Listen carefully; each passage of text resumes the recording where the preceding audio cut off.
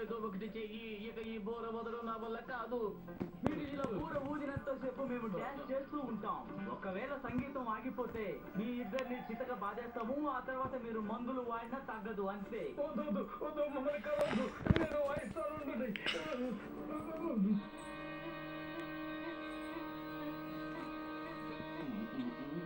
Idea.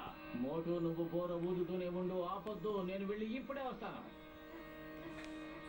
మోటు, ఇవిగో నీ energy poster సమోసాలు తిను. వాటి అన్నిటి బ్యాండ్ బజాయించే.